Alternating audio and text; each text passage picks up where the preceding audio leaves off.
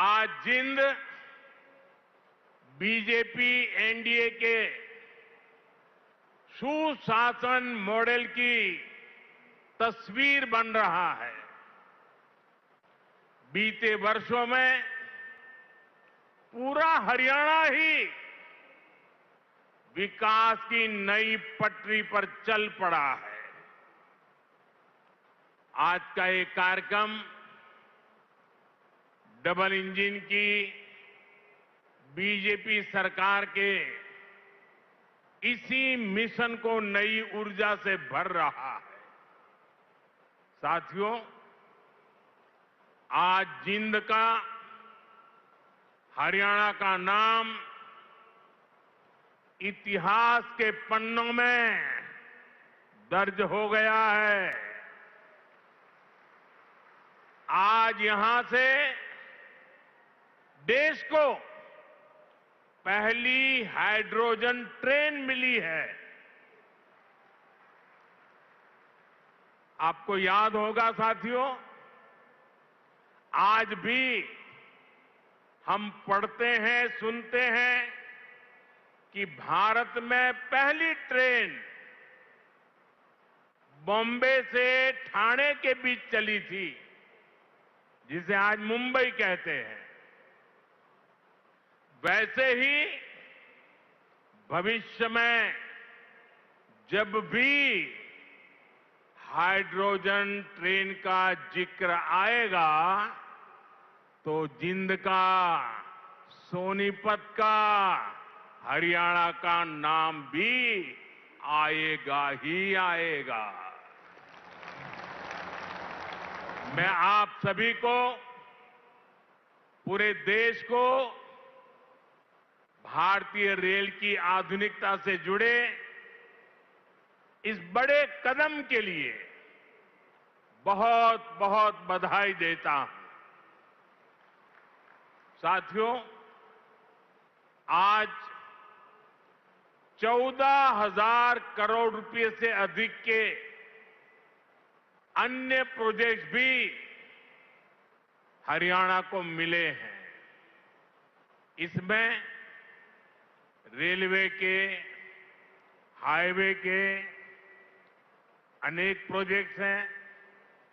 हमारी विरासत से जुड़े प्रोजेक्ट्स हैं और 2 नए मेडिकल कॉलेज भी हरियाणा की सेवा के लिए समर्पित है।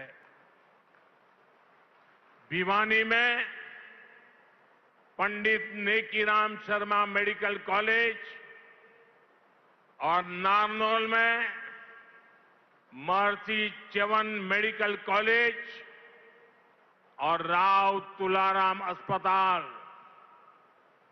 इससे हरियाणा की स्वास्थ्य सेवा और सशक्त होगी। साथ ही इस यहां के नौजवानों के लिए डॉक्टर और अन्य मेडिकल प्रोफेशनल्स बनने के नए रास्ते भी बनेंगे। इन सभी प्रोजेक्ट्स के लिए भी हरियाणा के मेरे सभी भाई बहनों को बहुत बहुत बधाई। साथियों, आज जिंद और हरियाणा के लोगों की मैं एक और बात के लिए सराहना करूंगा।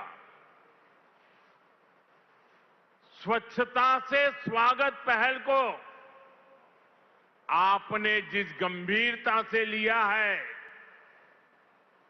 जिस तरह मेरे आने से पहले यहां के लोग स्वच्छता अभियान में नए सिरे से, नई ऊर्जा से जुटे हैं, वो दिल खुश कर देने वाला है। और मैं देख रहा था पिछले 1 सप्ताह से सोशल मीडिया में आपका ये जो सफाई अभियान चल रहा है, उसकी भारी चर्चा रही है। लेकिन कुछ लोगों ने ये भी कहा है सोशल मीडिया में, मोदी जी आप बार बार आइए ताकि हमारा जिंद स्वच्छ रहे। जिस महाशय ने ये भाव व्यक्त किया है, मैं उनका धन्यवाद करता हूं। लेकिन मैं जिंद वालों से आज कुछ मांगने आया हूं। आप मुझे बताइए, क्या इस सफाई के लिए, ये स्वच्छता के लिए मोदी का आना जरूरी है क्या? अगर जिंद के लोग तय कर लें, हरियाणा के लोग तय कर लें कि अब हम गंदगी नहीं करेंगे, तो जिंद कभी गंदा होगा क्या? हरियाणा में गंदगी आएगी क्या? तो काम एक ही करना है, मोदी के आने की जरूरत नहीं है, सिर्फ आप तय कर लीजिए। स्वच्छता ये हमारा स्वभाव बना देंगे, स्वच्छता ये हमारे संस्कार बना देंगे। हम स्वच्छता को इसी तरह अपनी हर दिन की जिंदगी का हिस्सा बनाएंगे। साथियों, अगर हम रेलवे के इतिहास पर नजर डालें तो पाते हैं कि 19वीं सदी के रेलवे की पहचान स्टीम इंजन से बने थे।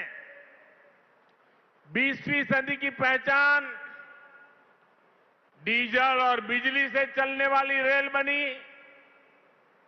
और अब 21वीं सदी की रेल हाइड्रोजन से चलने वाली है।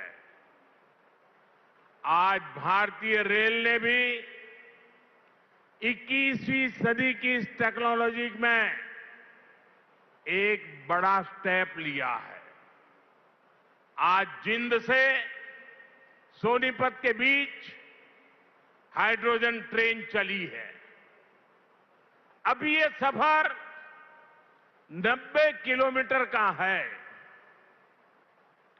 लेकिन भविष्य में इसका विस्तार होने की बहुत संभावनाएं हैं। हम इस पर रिसर्च करते रहेंगे, लागत कम कैसे हो इसका तरीका ढूंढते रहेंगे, एफिशिएंसी कैसे बढ़े इस पर काम करते रहेंगे, और बड़ी जांच पड़ताल करते करते एक के बाद एक कदम उठाते जाएंगे। दुनिया में हाइड्रोजन ट्रेन अभी अभी आई है, करीब 7-8 साल पहले ही अस्तित्व में आई है। अभी दुनिया के 3 या 4 देश ही हैं जिनके पास हाइड्रोजन ट्रेन चलाने का सामर्थ्य है, और जिन देशों में अभी ऐसी हाइड्रोजन ट्रेन भी चल भी रही है, वहां बहुत शुरुआती दौर में है। लेकिन भारत की जो ये हाइड्रोजन ट्रेन है, उसके सामर्थ्य के बारे में सुनकर आपको भी गर्व होगा, एक एक हिंदुस्तानी को गर्व होगा। साथियों, जिंद से सोनीपत को चलने वाली हाइड्रोजन ट्रेन दुनिया की सबसे ताकतवर हाइड्रोजन ट्रेन है।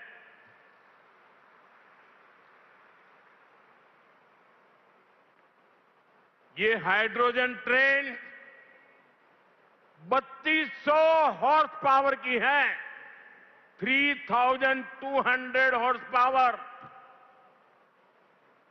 और सबसे ताकतवर ही नहीं, भारत की हाइड्रोजन ट्रेन सबसे लंबी भी है। दुनिया में जहां हाइड्रोजन ट्रेन चल रही है वो 3 या 4 कोच वाली है, और भारत ने पहली बार में सीधे 10 कोच वाली हाइड्रोजन ट्रेन चलाकर दुनिया में अपना झंडा गाड़ दिया है।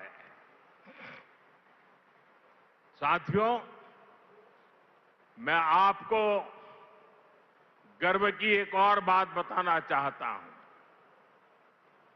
भारत की यह हाइड्रोजन ट्रेन धुआं रहित तो है ही, ये मेक इन इंडिया का भी एक बहुत सफल उदाहरण है।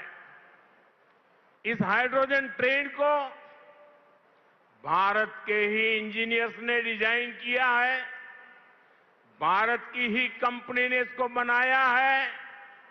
साथियों, यह हाइड्रोजन ट्रेन बाकी ट्रेनों से बिल्कुल अलग है। इसके लिए पूरा सिस्टम अलग चाहिए, पूरा इंफ्रास्ट्रक्चर अलग चाहिए। यहां जिंद में भी इसके लिए तमाम सारी व्यवस्थाएं बनाई गई है। और साथियों, आने वाले समय में